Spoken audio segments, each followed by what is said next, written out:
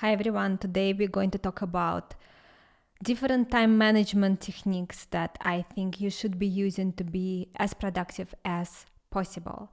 And those are the best techniques that work for me, and I would like to share them with you today.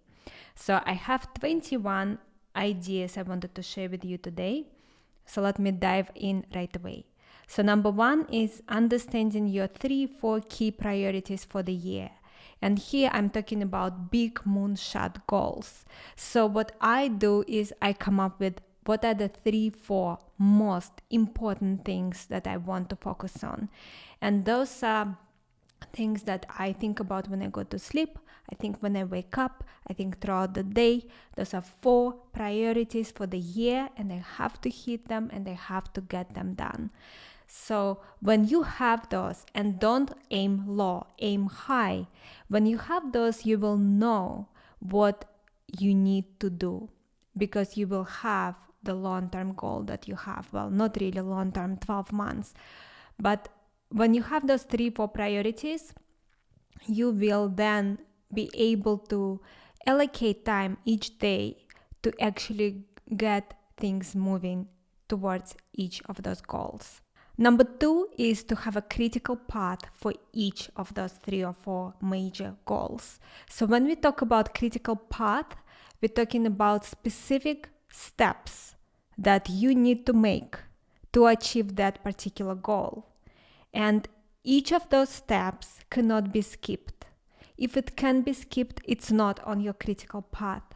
So write down what are the 3-4 major goals for you for 2021, and then write down what is the critical path to get there. So for example, if you are launching a podcast, what is the critical path? Some things on your critical path will include deciding what kind of podcast you want to launch, what kind of topics you want to discuss.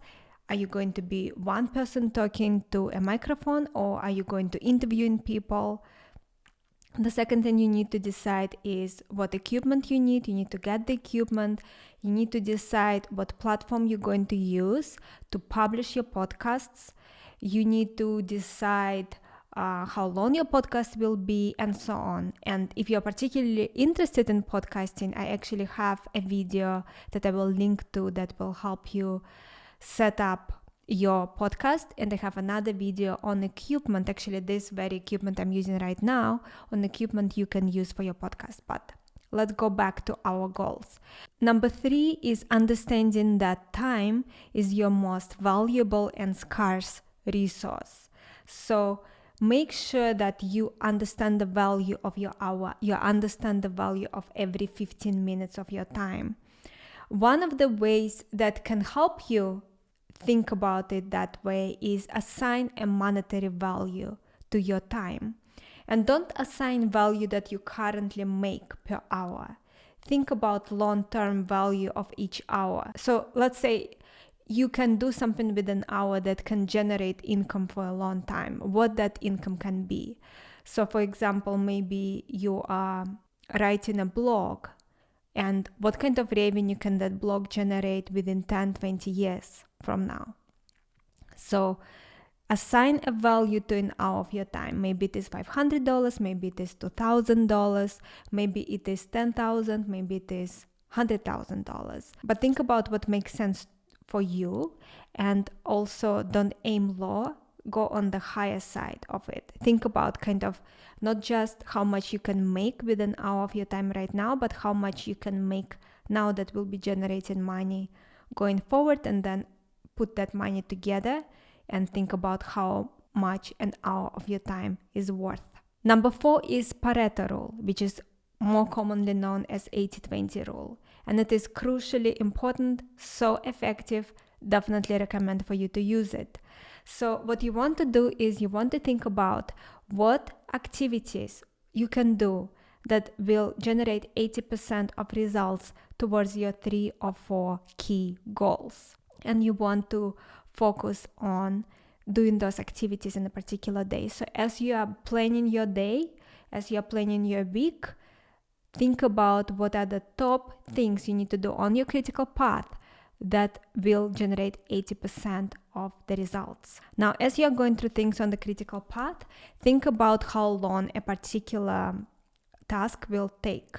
So, for example, if you need to start a podcast and you need to select which platform to use to publish your podcasts, maybe you will allocate 4 hours to research different platforms you can use, Anchor, Libsyn, whatever other one. I think Podbean is another one. Then you know that 4 hours is what is allocated, and you will try to make it work within those 4 hours. So basically, you will try to find a way to make a decision within 4 hours, and then the next step on your critical path will be to set it up. So let's say you assign 1 hour to that. So you know you need to work really hard, don't get distracted, get it done within 1 hour. So assigning time to a particular task is really helpful because it then forces your brain to think about how do I do this in the most efficient manner so that I can finish it fast and well.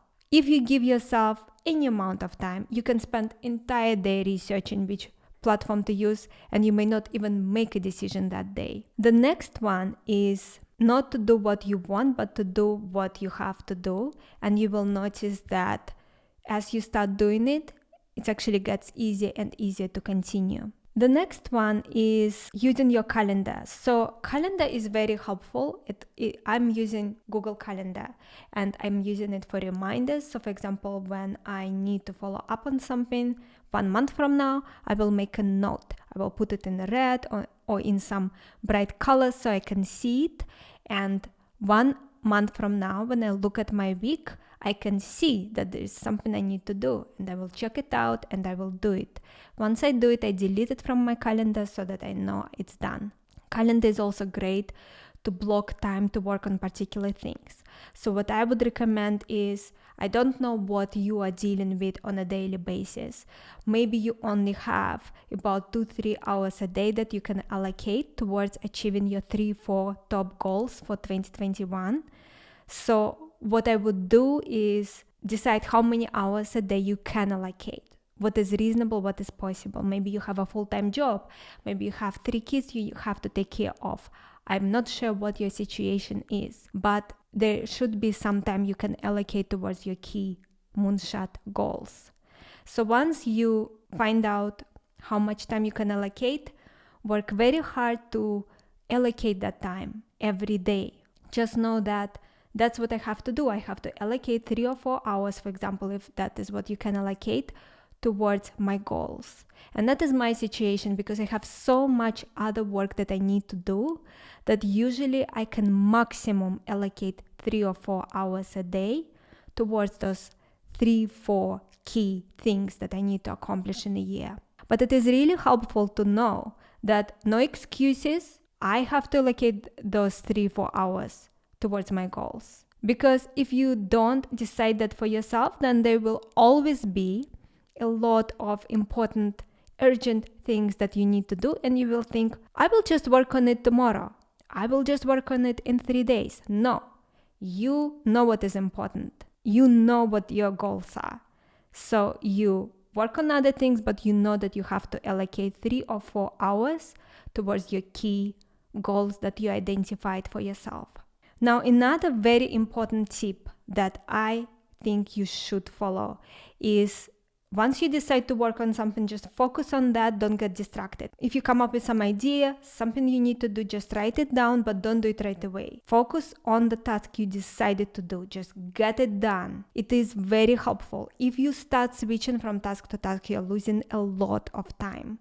You don't want to lose that time. The next one is email. So email wastes a lot of time. If you think about it, email is almost like a slot machine. We like to open email to check if there is some good news. We also get agitated because our email inbox just gets filled up, so we want to clean it, but you have to control that. Email generally is not super productive activity. Generally, it doesn't help you that much to go towards your goals. So what I would recommend is to have dedicated time throughout the day when you control your email, and the rest of the time you just don't check it. Don't let yourself check it. If you have to, just close it. Close that browser with the email in it so that you don't have the temptation to quickly go and check what is going on there. Now, the next one is 25-minute intervals. I find it incredibly helpful. I try to work that way unless I'm really in the flow and I can just work longer than that. If I'm struggling, I usually just set up 25-minute intervals, and then when the phone rings, I go for 5-minute break, 10-minute break, make myself a cup of tea, go back and do another intensive 25 minutes. In summary, great thing to use, especially on days when you are struggling to focus, struggling to get yourself to do anything of value. Just set timer for 25 minutes, decide what you're gonna work on. Don't get distracted on anything else, just work on that thing that you promised you're gonna focus on, and try to make sure that it is from your critical path towards one of your 4 top goals. But even for things that you do that are not part of those 3-4 top goals, I still recommend using Pomodoro technique. It's called 25 minutes at a time, especially when you are struggling to focus, because it does help you force yourself to be focused during that time and get things done. So the next one is when you get a new thing you need to do, a new task, someone asks you to do something, you think of doing something, don't do it right away. Write it down, come back to it later, schedule it for another day or for later in the day, depending on how urgent it is. But don't switch from what you're doing now to something else you thought of or someone told you to do.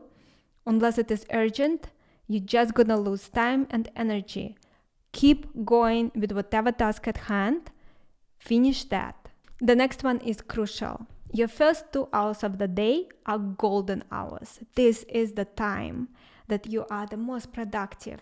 You are the best writer. You are the best creator. You are the best thinker. So use that time for the most important things. So I use that time often to write books. I literally write with my hand. I write in my notebook, and I feel that during that time is when I can be the most creative. There's actually a very famous exercise that writers do called morning pages, where they write by hand 3 pages, and people do claim, and I agree in my experience, that those things that you write in the morning, first thing in the morning, it has to be done, are the most creative things, and sometimes you surprise yourself that you wrote it because it's so good. The next one is carry a notebook with you. So I have a small notebook with me, and anytime I think about something, I just write it down. I literally carry it with me even at home whenever I can remember, because I always think about ideas or something I forgot to do or something I have to do. I write it down, and it is out of my head, 1. 2, it's actually recorded, and I make sure that I don't forget to do it. So that is a key one, very helpful, and a lot of very successful people do that as well. It is a practice that people swear by, I swear by, highly recommend it. The next one is managing your energy, not time, because sometimes you don't have much energy and then you cannot be focusing on key things that require extreme concentration. Do something simple. Sometimes you have a lot of energy, then focus on difficult things. The next one is avoiding meetings, especially before noon. I think that is a very, very important tip, because a lot of the meetings are complete waste of time.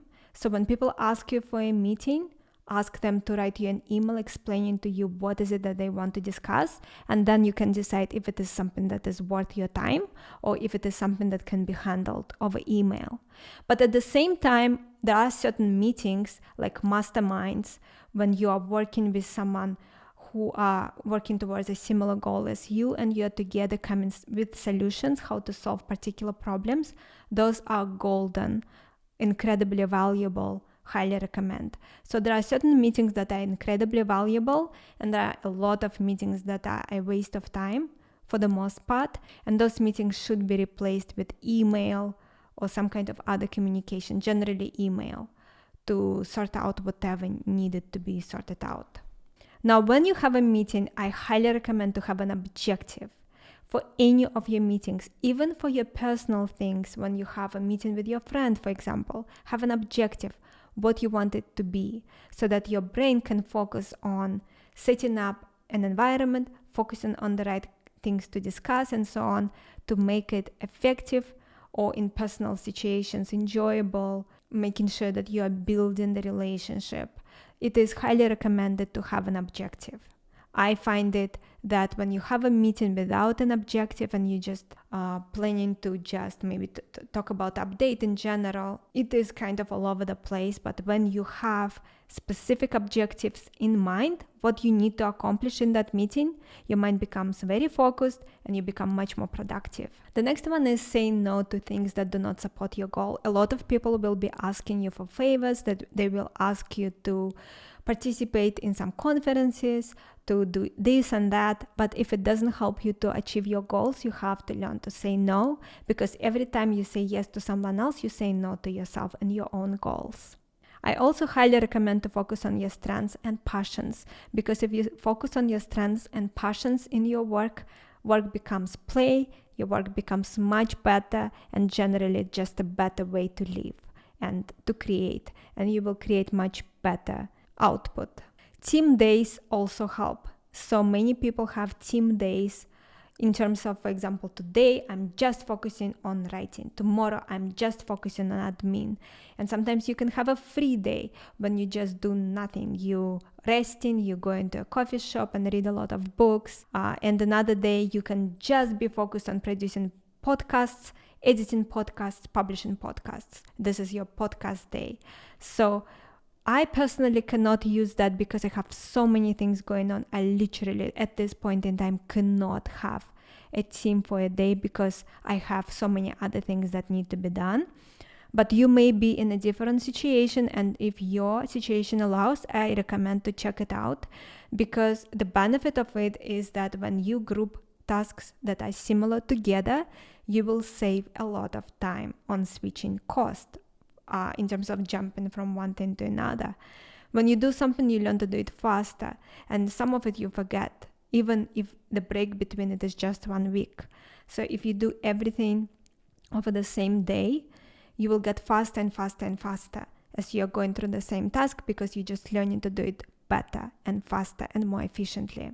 The next one is touch everything only once principle, super helpful. So the idea is that if it will only take you 5 minutes to do something, just do it right away, because writing it down, planning for it will take a lot of time. So why waste that time if you can just get it done and forget about it? And the last tip I wanted to mention to you is to make sure that you disconnect notifications on your computer, on your phone. Those things drain so much of your energy, you have no idea. They are so unproductive.